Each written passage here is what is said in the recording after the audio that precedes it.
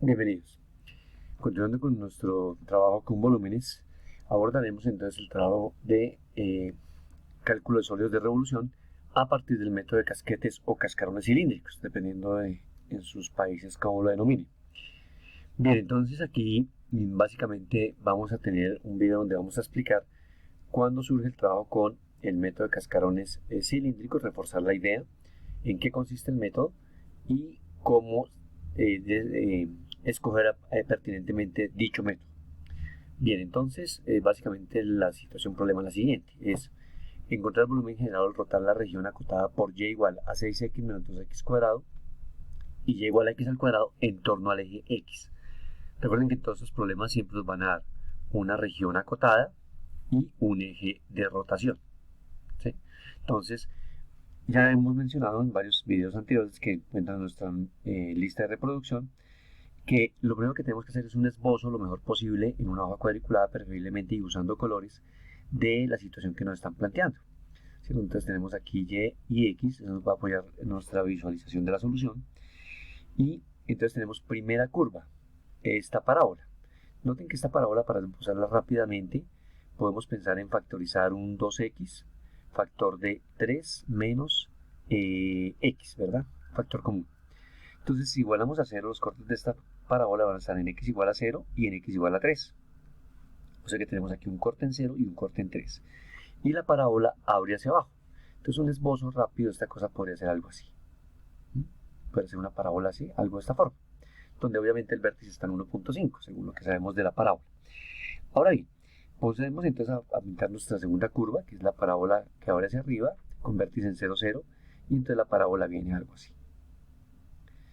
Noten que un esbozo inicial podría no darnos exactamente esa misma forma, ¿cierto? Dependiendo de cómo yo trace estas curvas.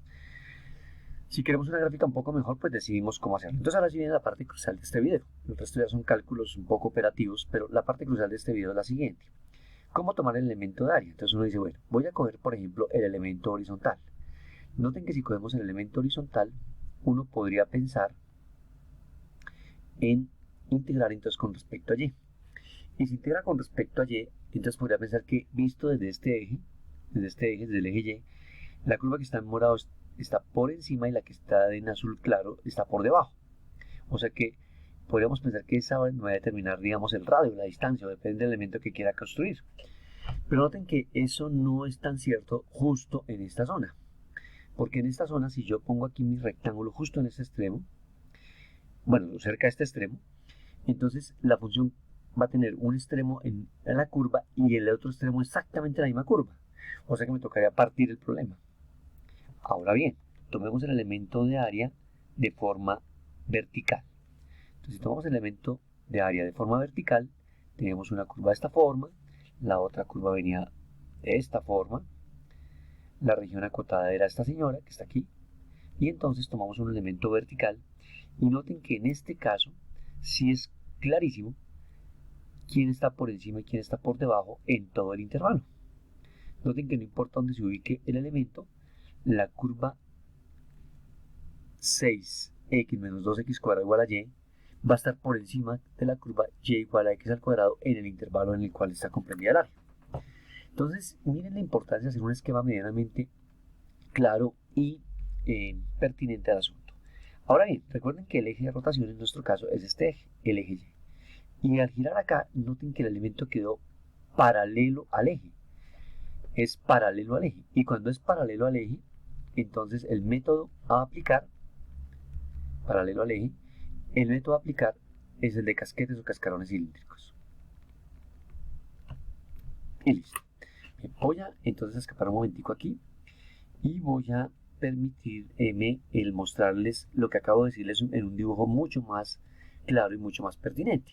Entonces, miren, lo primero que hicimos fue coger este elemento de área aquí y un punto sobre la curva. Entonces ahora procedemos a mover aquí este elemento.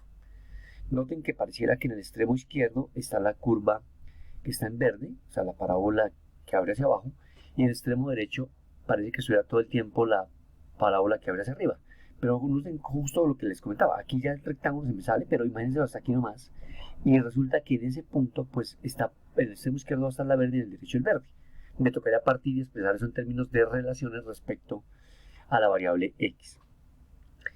Noten entonces que voy a ocultar ese rectángulo, ese rectángulo lo vamos a ocultar, y entonces vamos a ponerlo ahora vertical. Y cuando lo ponemos vertical, vamos a notar que evidentemente al mover, mira que es el reflejo, al mover el elemento que está puesto allí, vamos a dar cuenta que decididamente, claro, ahí ya nos va a quedar pertinente porque va a quedar por encima en todo el intervalo. Miren, luego estoy moviendo, por encima va a quedar la curva de la parábola que abre hacia abajo y por debajo va a quedar la parábola que abre hacia arriba en todo el intervalo de integración. Ya lo que hemos hecho aquí es pintar el simétrico para imaginarnos aquí el casquete cilíndrico. Bien, volvemos a nuestra presentación y ya como hemos definido el método, ya el resto, como les digo, ya es una cosa un poco más operativa. Entonces decimos, miren, aquí tenemos el asunto, no nos sirve de esta manera, por lo que hemos hablado, lo cogemos vertical, ya sabemos que el elemento va a ser casquetes cilíndricos, y entonces imagínense aquí el simétrico, ¿cierto? Tal como hicimos allá en la construcción de GeoGebra, construimos aquí nuestro simétrico y nos imaginamos aquí nuestro elemento de volumen. Y nuestro elemento de volumen, pues sencillamente corresponde a casquetes cilíndricos o cascarones cilíndricos. Entonces procedemos a ir a la fórmula concepto. Recuerden que esto es demostrable y la fórmula concepto es que esto es 2pi integral entre a y b de rxh de x de x. E integramos respecto a x porque tomé el elemento de esta forma, o sea que tengo un diferencial de x. Ahora bien, nos toca determinar el intervalo y quién es r y quién es h. Pues bien, vamos por el intervalo. ¿El intervalo dónde va a ser? Pues donde se corten las funciones. Hay un extremo que es evidente, que es el 0, y el otro que es este de acá, que en la gráfica parece ser 2. Pero recuerden que uno tiene solamente un bosquejo en la gráfica. Entonces, ¿qué debemos hacer? Pues igualar las funciones. Y entonces igualamos que 6x menos 2x al cuadrado es igual a x cuadrado, o sea que 6x es igual a 3x cuadrado, o sea que 3x cuadrado menos 6x es igual a 0, o sea que 3x factor de x menos 2 es igual a 0, o sea que x vale 0 o x vale 2. Y ya tenemos las soluciones de esa ecuación y hemos determinado entonces nuestro intervalo, como lo dijimos. Allí está. Bien, ya tenemos cuáles son los puntos, entonces cuando x vale 0, cuando x vale 2. Ya tenemos esto. Ahora vamos a determinar el radio. Entonces recuerden que el radio es desde el eje hasta el elemento. O sea que este radio va a ser un x, porque pues este punto tiene coordenada x, y. Cualquier elemento de acá. Y la altura nos la va a dar esto de acá.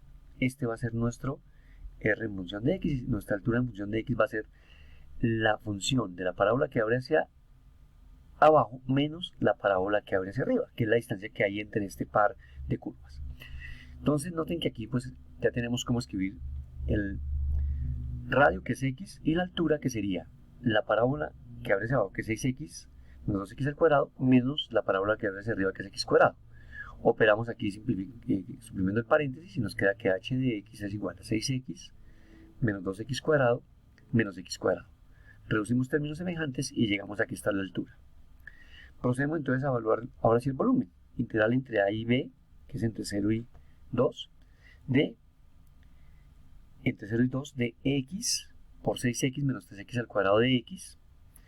Hacemos la distributiva, 6x al cuadrado menos 3x al cubo por dx. Integramos, la integral de 6x cuadrado pues será 6 por la integral de x cuadrado, que es 6 por x al cubo sobre 3. Simplificamos y nos queda 2x al cubo. Análogamente con esto de acá, 3x a la 4 sobre 4 y evalúo entre 0 y 2.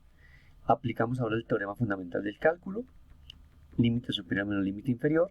Noten que el límite inferior, al ser x0, pues se va a volver 0, o sea que solo nos queda evaluar el límite superior. ¿Sí? Allí lo tenemos. Y evaluamos el límite superior, que es cuando es 2.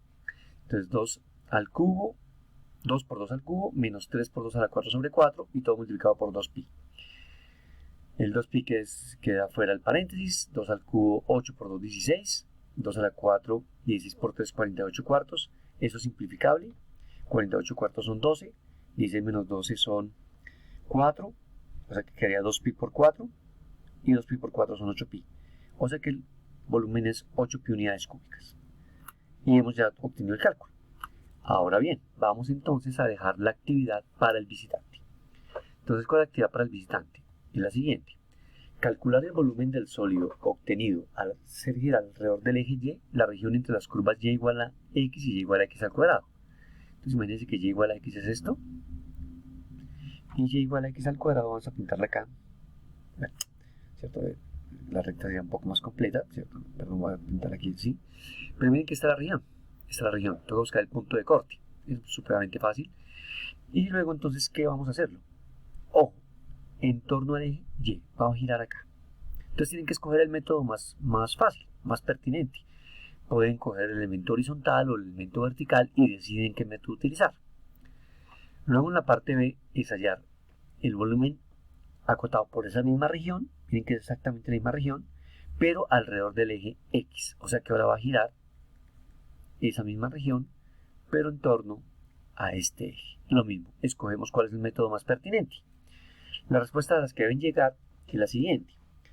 Para el primer caso es que el volumen es pi sextas unidades cúbicas cuando gira en torno al eje Y. Y para el segundo caso, cuando gira en torno al eje X, es 2pi quinceavos. Noten que la región es la misma, pero el eje es diferente. Y eso puede ocurrir, y es que el volumen generado, pues decididamente puede y debe ser diferente. Hay casos en los que no ocurre, eso puede eventualmente ser igual. Muchas gracias por su visita, no olviden dejar sus comentarios y si aún no tienen suscribirse al canal, muchas gracias.